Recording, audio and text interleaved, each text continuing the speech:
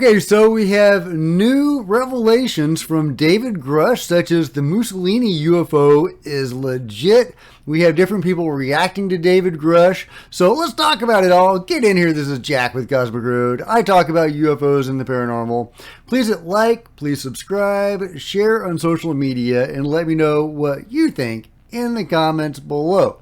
Okay, to start with, we have a senior astronomer for SETI with his comments on News Nation opposite Nick Pope. Let's see what he has to say. Made. Yeah, I don't know on what basis he says that. It really sounds good. You know, it's not human made. How do you know? Does it have stamped on it, made on Proxima Centauri? I mean, how does he possibly know that? That sounds like a made-up idea simply to assuage those people who prefer a story in which the aliens are the bad guys. Because, after all, the aliens usually are bad guys when it comes to movies. So that was kind of funny. I got to give him props for that. Made on Alpha Centauri, right? But, of course, that's a silly argument. If these things are going from sea level to space in a second without creating a sonic boom, we probably didn't come up with that on our own. If we have ships that can do that, they certainly didn't arrive at that technology through independent means. Let's just say that. So other news, we have this is an old quote from Kirsten Gillibrand. This is from, I believe, May 1st. However, I'm wondering if this is something that she and others are going to start saying. This is the narrative being parroted by Stephen Greenstreet and, especially Mick West.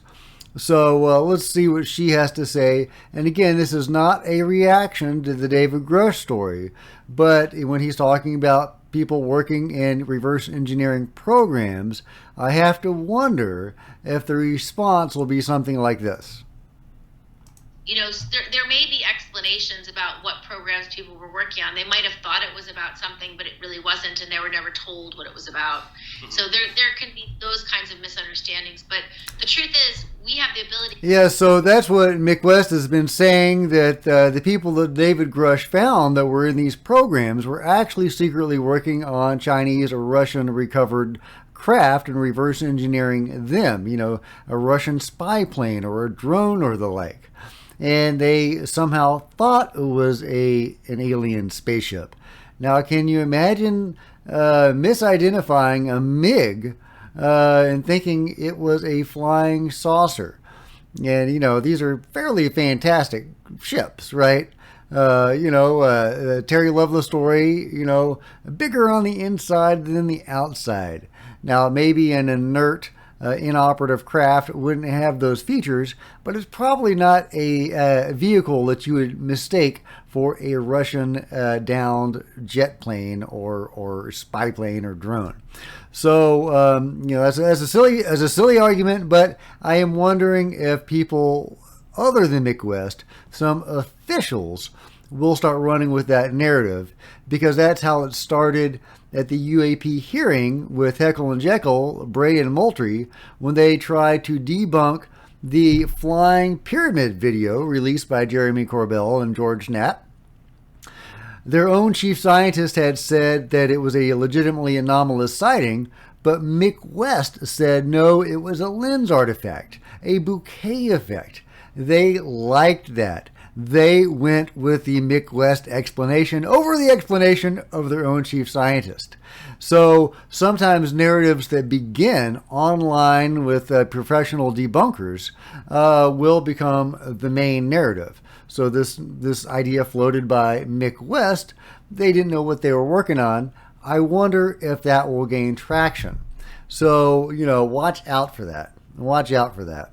And we have some other, these are quotes from Lou Elizondo and Eric Davis talking about reverse engineering, just really quick, corroboration. Post-Disclosure World says UFO whistleblower David Grusch said that some of the UFOs crashed and others landed.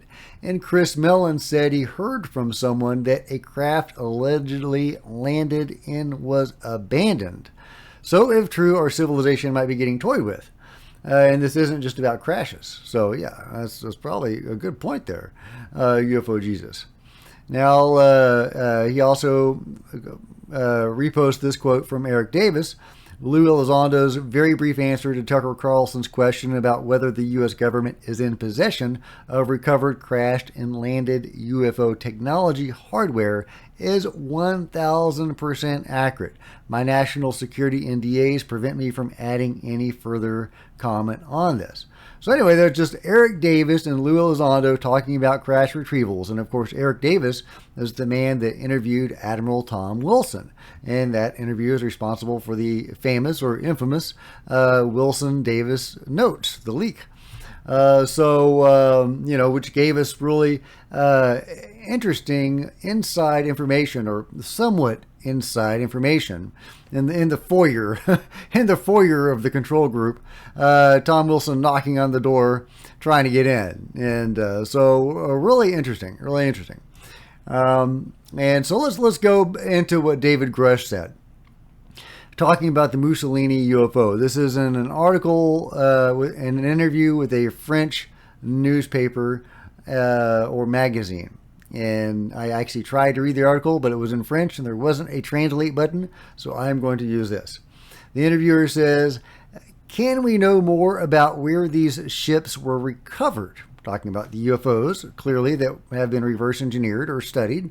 David Grusch says, one was recovered in Italy in 1933, which is the earliest case I've been briefed on. I can't talk about the others. Interviewer says, what allegedly happened there? In 1933, a bell-like craft. Interesting. You think of the Germans in World War II and their famous bell.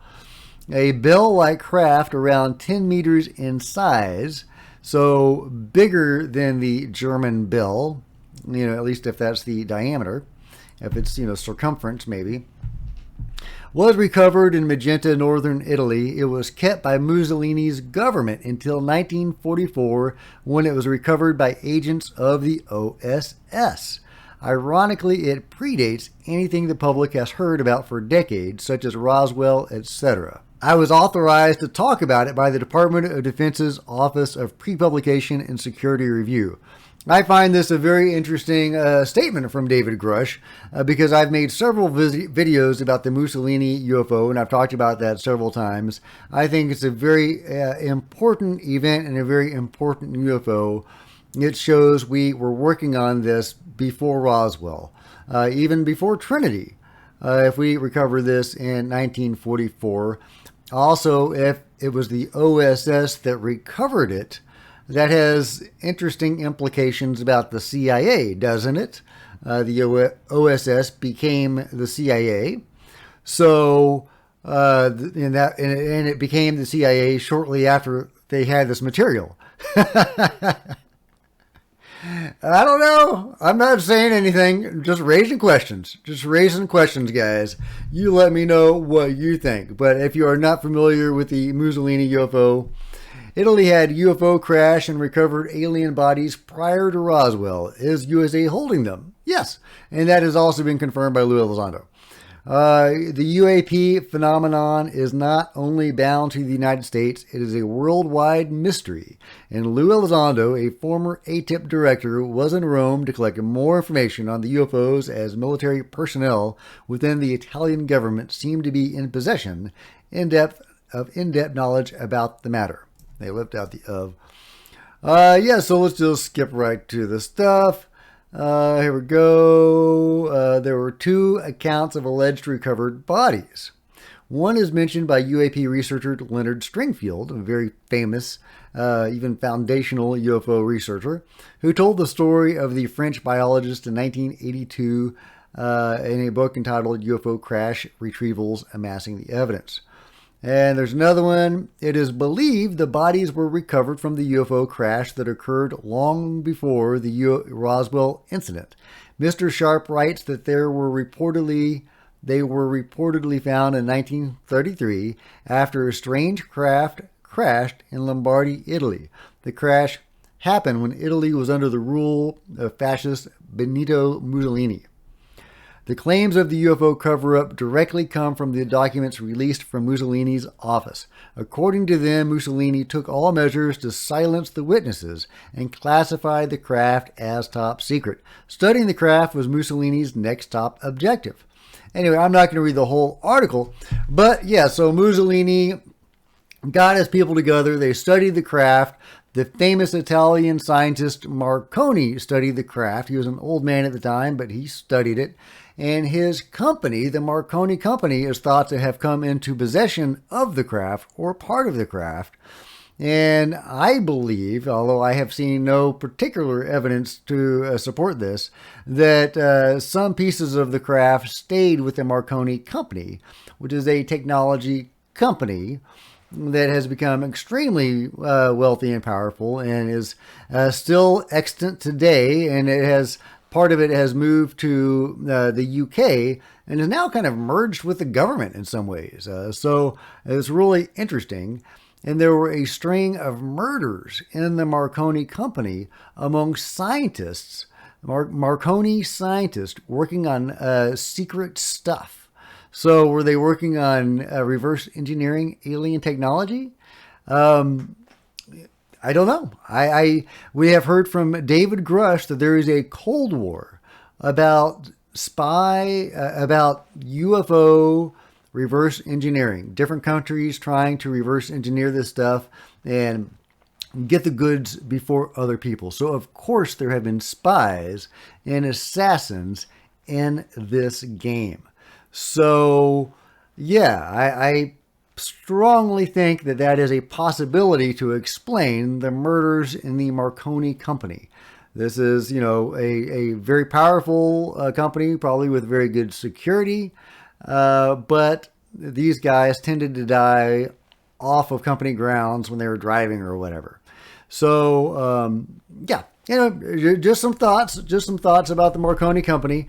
But that is where my mind goes on that, and I think that is interesting. And I would love more details about that and about the broader Cold War between the various countries and this race, space race, if you will, to get this space technology.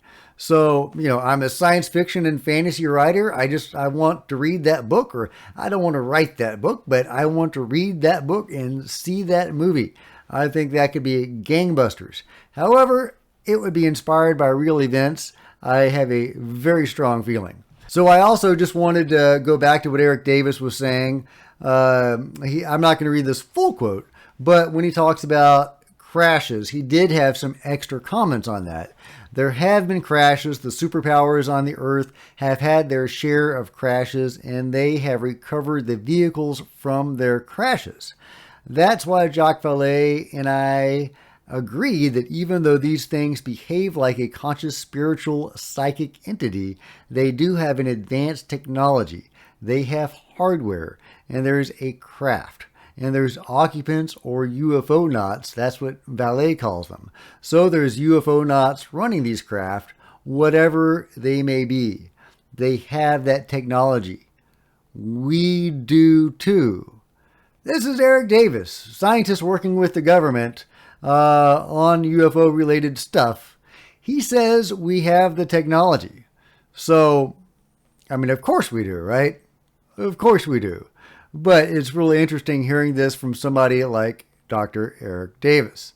So, yeah, we've got David Grusch saying there's a Cold War about space technology. We have Eric Davis saying we have the technology. I've done multiple videos about how it seems like we have had functioning UFOs that we have been flying for decades and likely even working with the beings. So the David Grusch story is monumental, and it could be the chink in the armor of the cover-up. It is a huge, huge story, but it is only the chink. Once you pry open that armor, you're going to go down some rabbit holes, and some of it is going to be deep and very mysterious and troubling. So, buckle up, guys. It's going to be an interesting few years, but it's going to be juicy, and hopefully it's going to make the world a better place. We will see.